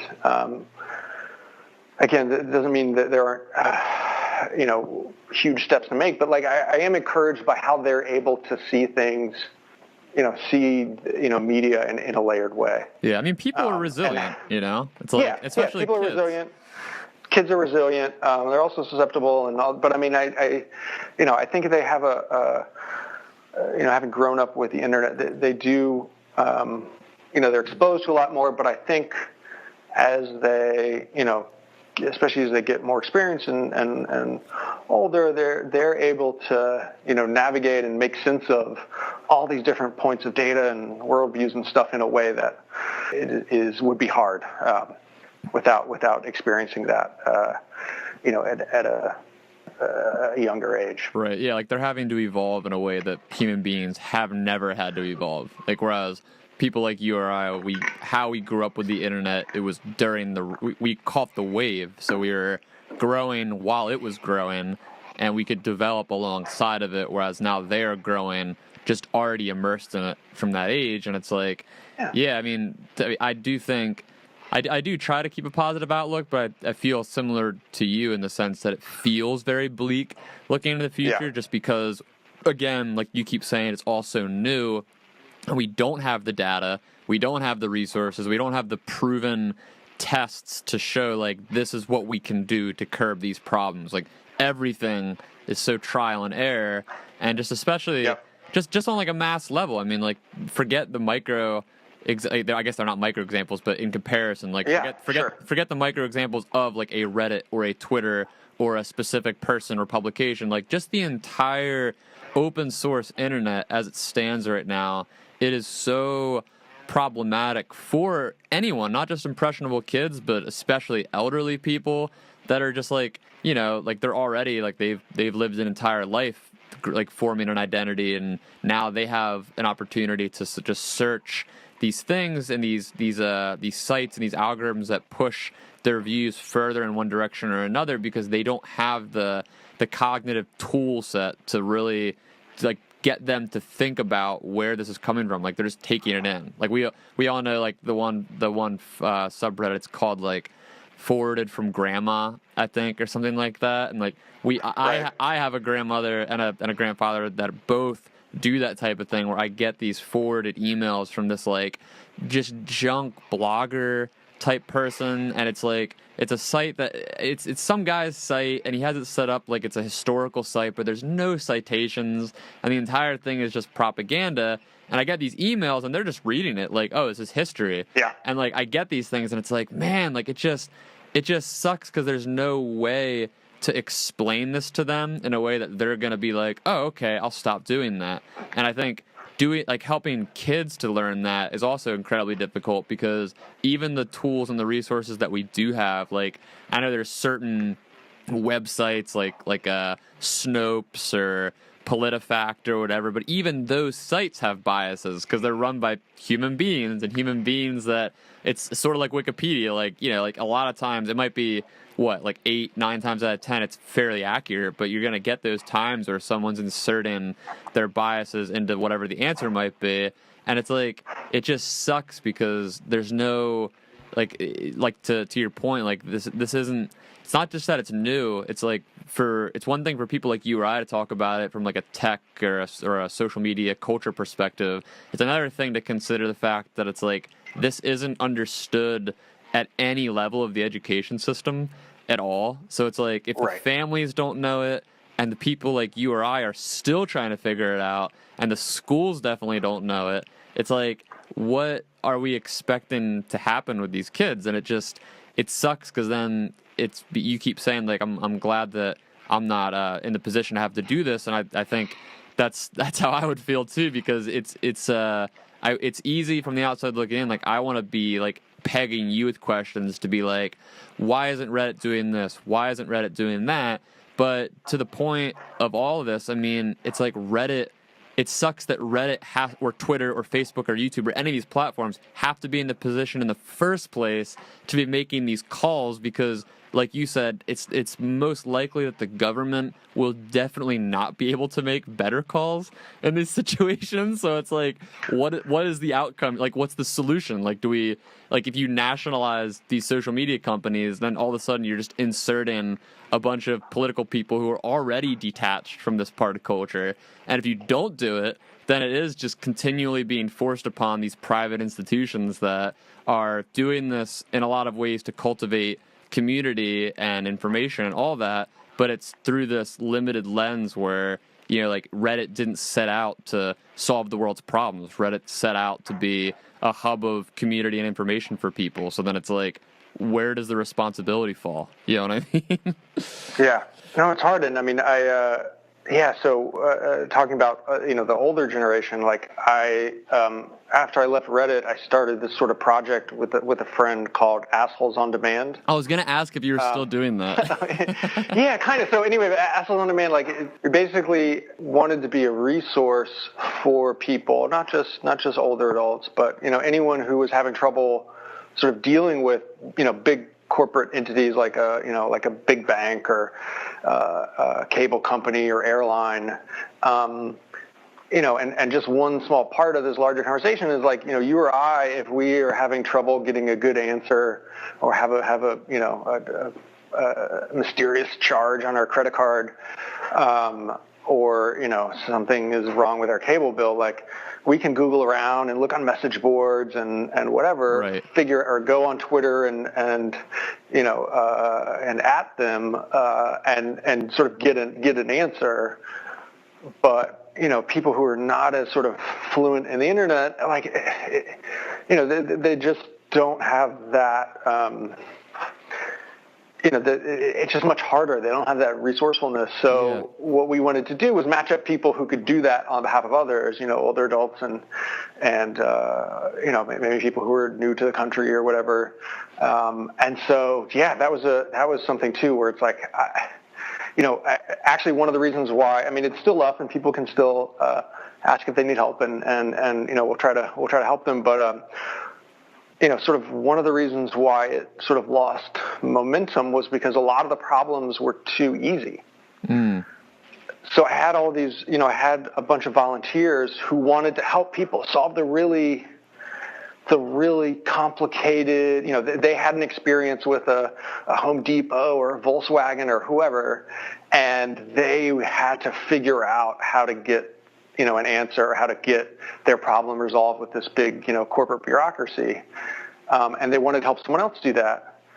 But the problems people were coming in with were, much simpler. Yeah, like people would figure it out in like 5 minutes type of thing. Yeah, and most of them, it was very simple, and it was just like, okay, tell them you're gonna initiate a chargeback on your credit card, because that's like a magic word that gets you bumped up to the slightly more the customer service person with a little more agency, who can actually sort of help you figure out whatever is going on. But and it just really made me realize like how overwhelming and frustrating just doing a simple Google search around something like, how do I dispute a charge with my bank or cable company is, especially for people who don't spend, who aren't, clinically addicted to the internet, like like the two of us probably are. It's hard. So Absolutely. I don't know. Yeah, man. Yeah, that's a really cool endeavor. When I saw that you were doing that, I was like, it's just a great, like, I'm a brand guy, so I looked at that, I was like, that is some cool branding that he came up with. Really cool. I know, it was, it was funny. Anybody that had a concern about the name and saying asshole, it was never the older adults or the people that we were trying to help. It was always like, oh, I don't know if, I'm never, my father or my mother-in-law or next door neighbor's having a problem, and I'm hoping you can help, but like they may not be okay with the name. But then we would actually talk to that person. They were always like, I love the name. Like, yeah, I want an asshole on my side for course. once. Like, so I don't know. It's a that's great. Good name, but it's hard if you don't speak internet. It's hard to make sense of stuff if you do, but if you don't, like, oof. Yeah, it's especially hard. Just like culturally today, more than ever, the obvious dividing lines we have culturally are like, oh, now we hyper-focus on areas like race and gender and class and all that. But one of the biggest ones that people don't talk that much about is the age division we have, where obviously we're speaking in just generalities, like it's not like all old people aren't tech savvy or whatever, but definitely, like, from a probability standpoint, most are much more detached from all this, and they kind of, just in a lot of ways, it's always been, I think, for thousands of years or whatever, it's been an unfortunate part of civilization that, like, older people tend to be forgotten in communities, and, like, at least in a lot of older societies or civilizations, there was always at least the village elder perspective, where it's like, there was kind of like, it was a smaller group, so you had a lot more of an intimate connection. But again, today, with everything just being as integrated and just inundated as it is, it's like a lot of the older generations have just been left at the wayside, while younger people are just so sucked into the online world. And then, like I remember just a couple years ago when I was setting up me and my dad were setting up like an old. we bought my dad's dad an old MacBook that was just like basic functions, like it was nothing fancy at all, but it was all that she needed. Like she just wanted it for like play like solitaire and like email or whatever. And yeah, it's just like talking to those older generations about tech. It's interesting, and I wish personally like I thought more about it when it comes to people, because yeah, it's easy to forget and easy to just like not think about that gap and how it's affecting culture, because like we just don't consider it. Yeah, totally. I mean ageism is very real and prevalent and throughout our culture, and with our sort of fixation on youth and stuff. And then I think with technology, I don't know. I mean I think there's also this thing that goes on where if you're an older adult, there's this stigma you have to deal with, and this sort of fear of feeling or feeling left behind, or feeling like you're not able to use something that like compounds the problem. Yeah. Because again, as we've talked about, like even you and I have trouble understanding and navigating things, and if I'm even something like Facebook that billions of people around the world are using, when you and I started using it, it was pretty simple. Like there weren't that many things you could do, right, and it wasn't that complex. But over the years, it added all these layers onto it, or and so like all this complexity gets added over time. And even if you used technology in the workplace, or you're a little bit older, like but you're not using it every day or as frequently, even if you can, you come back, you have this like fear hanging over that you're not going to be able to get it, or you're not going to be tech savvy or whatever. Plus you haven't been able to sort of gradually learn all these things in the same sort of trial and error way the rest of us have. And it just makes it really frustrating and really, you feel othered, and you feel like this is not for you. And I think it's super frustrating to see. And then, I don't know, I think for, younger generations, like it's also like, and I don't know, I imagine this, it is not necessarily a modern phenomenon, but, I imagine technology and new things are one of the ways we sort of, where we start to see the sort of, we start to see how our, these elders or our parents or whatever, older people we, respected and looked up to and thought had all the answers. It's one of the areas where we first start to see like, oh, they don't know everything. And it becomes this way of sort of like, it becomes this, wedge where it can think about like, oh, they don't, they don't get it, or they, we can do this, we understand this better. Yeah, we can kind of like replace our parents with our technology. Yeah, it's this first sort of wedge where you can be like, I actually know how to do this better than you do. And and I just think that's, I don't know, it's really a loaded thing when you're talking about, your own parents or older generation or whatever. And so technology just, for our times, and I imagine, previously as well, is like, it's this first sort of thing that separates us. Not just because there might be a real proficiency difference in some areas, but also just because it's the first thing that we can really use as a way to sort of protect ourselves and say like, hey, I'm realizing you no longer have all the answers. Right. Yeah, and like too, it's interesting how obviously well before all this technology, it's always been the case that kids they're rebellious and they're snarky and they're bratty, and when kids are going through their adolescence, they're developing an ego, like they're figuring out who they are, and they're testing the waters and all that. And in the course of doing that, obviously the parents and the grandparents, like it's their duty to demonstrate, patience and teach them virtues or whatever the cultural attitudes might be. And it sucks how with social media and internet culture that like you're saying, that wedge, it just expands so drastically, because now like it's one thing to have a bratty kid who thinks they're a know-it-all. Like I was definitely that kid growing up. Yeah. And thinking back, like I'm sure there was so many moments when my parents were like, what a moron, like he thinks he knows everything, like he's just saying all this dumb shit. And like I'm sure like obviously parents still think that, and it's still the case, but it's a lot more difficult to bridge that gap when you have kids who are literally, like I've been around family members, really young, like cousins and whatnot, where they're sitting there, it's like Google is their best friend. So it's like if a conversation is going a certain way, they just quick jump on Google to like, you know what I mean, like kind of get their little like snippet of savviness to insert into the conversation.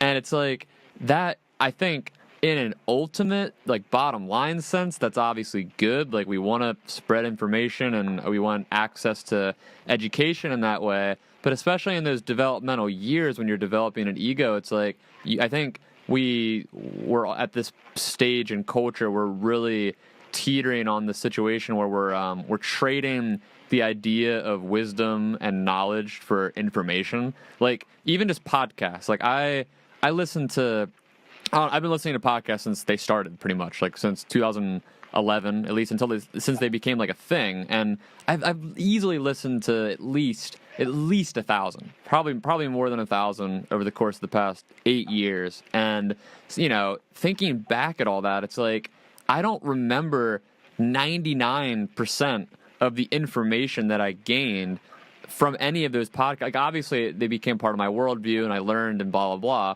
But it's like, to think about like how we treat information nowadays, especially kids, like we treat it like it's a currency. Like if a kid knows the statistics on, you know, like poverty in America, or they know the date that like this happened off the top of their head, like we use it as a tool to be like, this is like me being smart, this is me being right. And like obviously there is a value judgment, like there's a value set to knowing these things, but I think we're in this really bizarre situation where I think we're trading that understanding of wisdom and how like you grow with the years and how your ability to retain information and let go of information and have life experiences and fail and succeed and all of that, like that's all part of what it means to actually mature and grow up and create, you know, like a worldview and an understanding of how everything works. But with kids, because they have this instant access,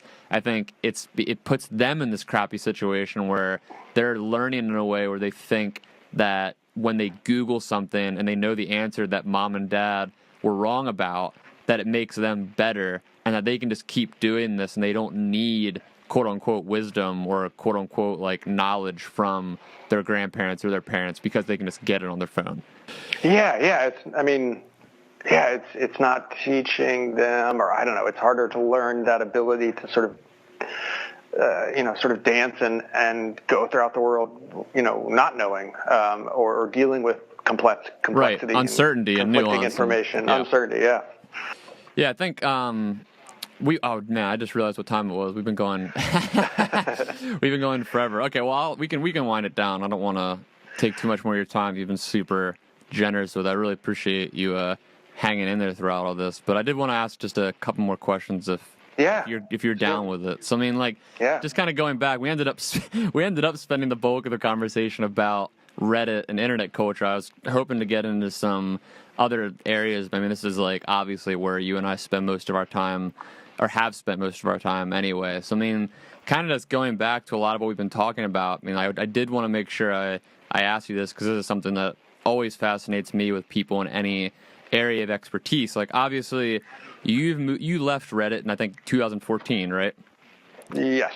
So I mean, like since then, obviously you've done, that's 5 years ago. Like you've done a whole lot of work and you've moved on and you're you know, developing far past that point of your life. But obviously, what you did with Reddit and during that period of time was so not just life defining, but like identity defining. So like, since it's such a huge part of who you are now, even years later after you left, I mean, like, what's it like carrying that? Like, do you feel, is it weird for you, like, kind of being known as like, oh, like when someone Googles me or whatever, I'm getting like, oh, it's like this Reddit guy. You know what I mean? Like, is it strange for you to carry that, or is it just kind of like a cool thing that you're like, oh, that's just something cool that I did, and you don't really think that much about it? No, it's definitely weird. It's definitely strange. Like, I don't know. And I guess, I've gotten, just in general, I've gotten like more comfortable with not thinking about myself in terms of like what my job is at any given time. That's important. And like in a way that, especially when I was at Reddit, I mean, it was like all night, all day. Like, I wouldn't actually sleep very much, and was just, it was constant 24/7.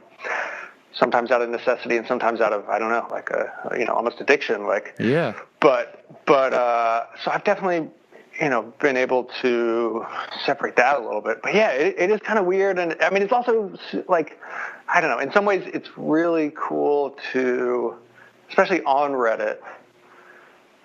Occasionally when I'm not super active on there, but occasionally when I interact or when I have a conversation about Reddit, I don't know, just for me, it's really cool if I can have a conversation with someone about Reddit and like it doesn't come up that I worked there for a while. Oh, I love that. Like that's really, or like that I have a conversation with somebody and, on Reddit, or I ask them something or I say something, and like, especially like while I was there and after I left, like, people were like, or I don't know. But like now, like no one knows who I am, like, on Reddit or off. Like, so it's really cool sometimes to just, I don't know. I mean, like I know, and, I have a lot of like amazing memories and stuff of what things I was able to be a part of, but like it's just cool to see like, oh yeah, this thing has moved beyond my association with it. Like, I don't know, it's kind of cool. That's sweet. Yeah, I mean, like, it's interesting. It's always a fascinating question to me, just because I think the most frustrating, or I guess annoying part of internet culture to me in general is just how like we all project somewhat of an image. I mean, like, whether it's like just like in our case is like what you just spoke there. I mean, how your job became like your identity for a long period of time, where it's just like night and day, and then that obviously becomes the thing that you're talking about and posting about, people know you as. And I think we all do this to an extent. I mean, like, I do it on my Twitter specifically. I mean, like, I'm a social media guy now, so like most of what my audience like expects, I guess, like the people that are following my account, they're expecting me to talk social media. Like if I kind of like veer into politics or some other area, it's not like it's bad necessarily. It just doesn't really get the same attention, So like we're kind of all like feeding some kind of click currency, where it's like, okay, like what is our personal brand? Like what is the stuff that we talk about or that people know us for doing or whatever it might be. So like that's always annoyed me to an extent, because for someone like me, just with this podcast being an example, like I don't, from when I started doing it, I just wanted to do it for myself because I like talking to people and hearing new perspectives, and I have a lot of interest. So like I didn't want it from the get-go to be like just on social media or just on like brands or whatever. Like I wanted to do whatever I wanted with it. But obviously it doesn't always flesh out that way, because if I'm doing something like having a guest on with a topic that's completely off base of what people who generally listen, like it's not as interesting. So anyway, it just annoys me, I think, when like people like we pigeonhole each other in this way where it's like, oh, well, you're the Reddit guy now.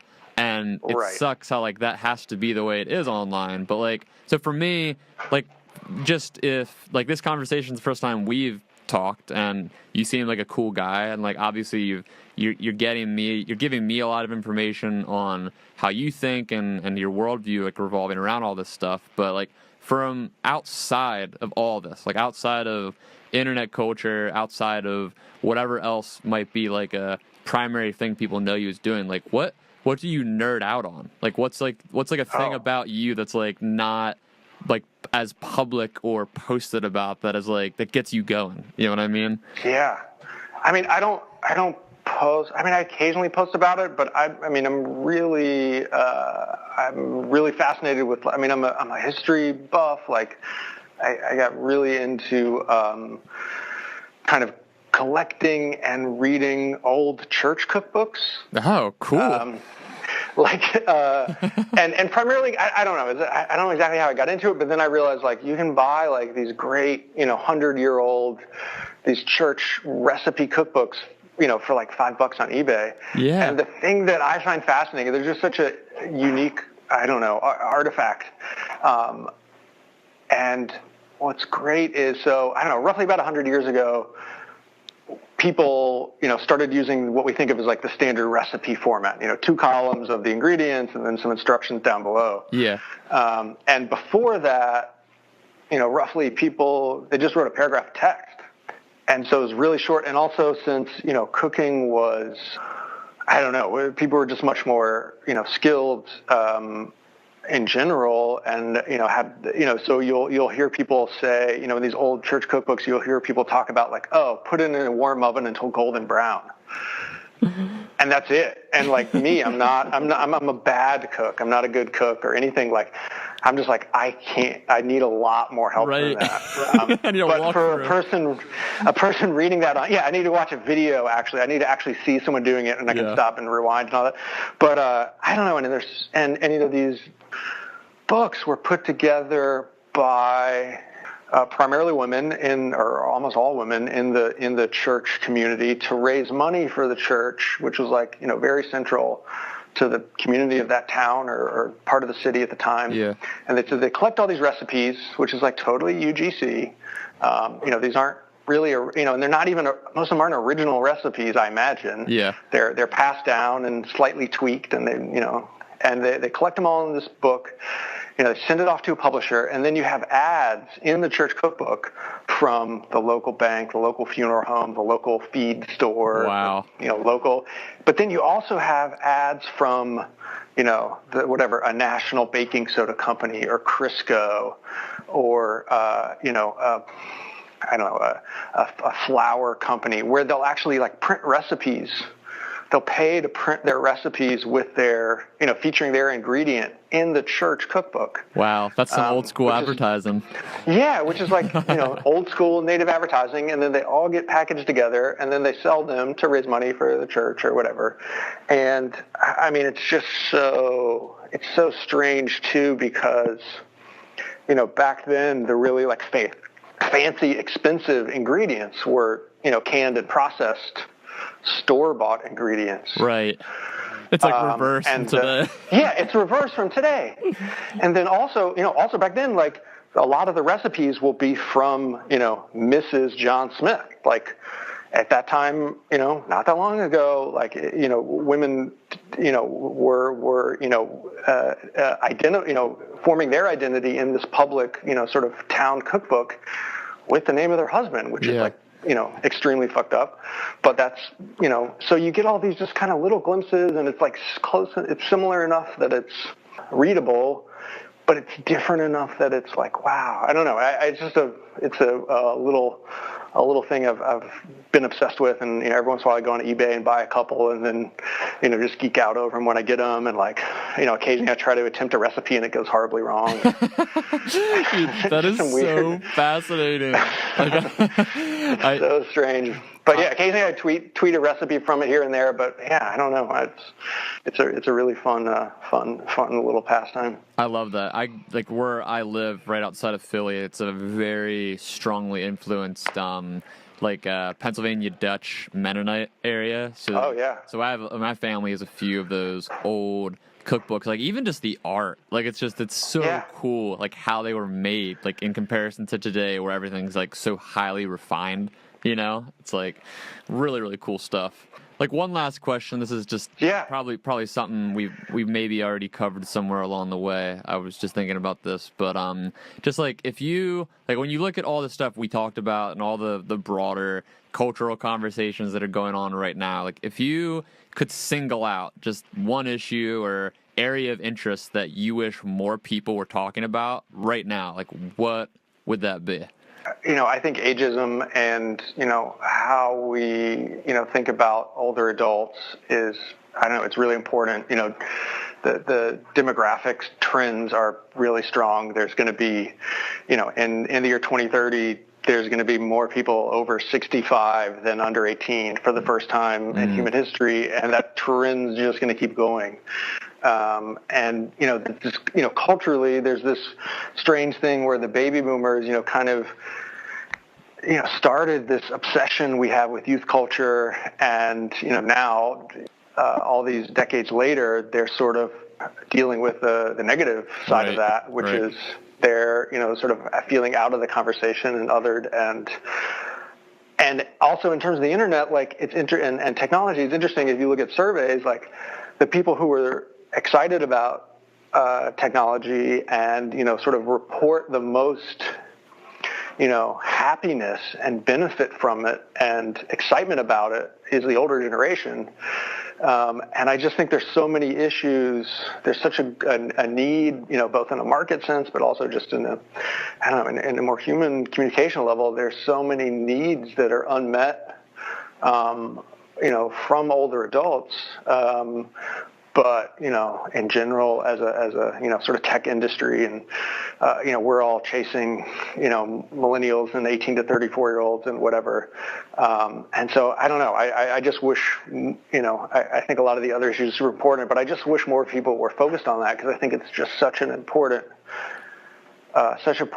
issue. And like, we also, as a sort of Gen X person, and as I think we have so much to learn too from older adults, especially when it comes to technology. Dealing with new stuff isn't like something that It's not new. It's not new. We didn't invent this either. Like, there's been all sorts of huge disruptive culturally catalytic technologies that have changed society, and we didn't know how to deal with. Like, this isn't new. So like, if there are any answers, and if there is any wisdom and perspective to be gained, it's a good place to start would be people who've dealt with similar things before, which we don't seem to be as inclined to do as we probably should. It's like we all have that knee-jerk reaction now, because it's true that the past, specifically like with the internet, the past 20 years, culture has changed in a way that has never happened in history. So you have like generations of younger people who are looking at this and looking at the older generations like, yeah, you've never experienced anything like this, and I wish there was some kind of bridge divide right there, like what you said, because it's true, and it's also true that changes like this have been happening